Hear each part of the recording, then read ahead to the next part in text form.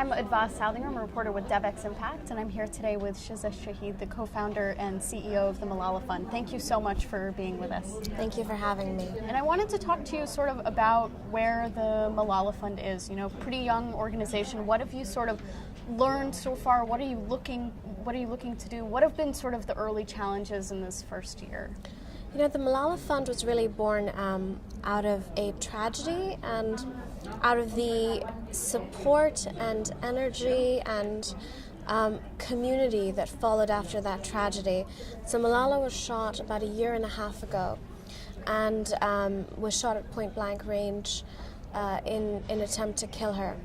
And she survived, but not only did she survive, across the world, millions of children, millions of supporters stood up and said, "I am Malala.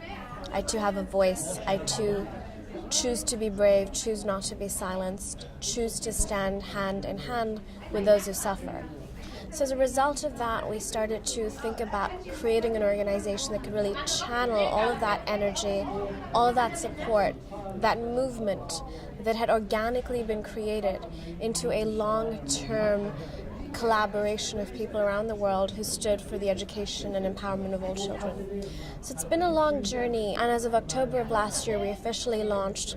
The organization's up and running. We've had some great successes over the last year, bringing the voice of children to the UN, meeting President Obama, Prime Minister Karzai, Prime Minister Nawaz Sharif, leaders from across the world, a number of powerful women leaders, and most recently going to Jordan and the Syrian border to raise awareness about Syrian refugee children.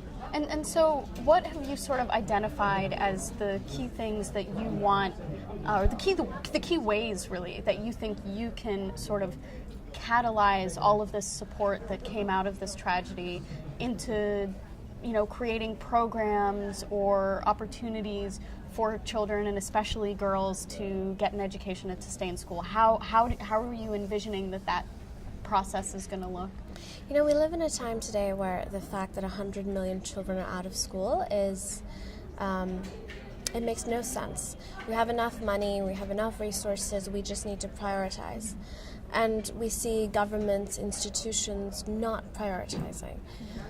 We also live in a time where we have the capabilities to take a step back and re-examine if we're truly teaching children things in school that they need to be empowered, to earn an income, to interact with empathy. And we haven't really adapted schooling models for many, many decades now. And so it's important that we do that as a global community.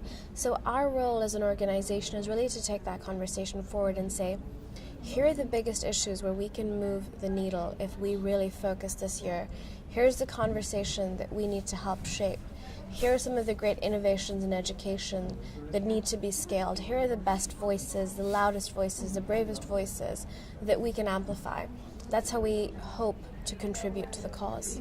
Great. Well, thank you so much. I really appreciate your time. Thank you.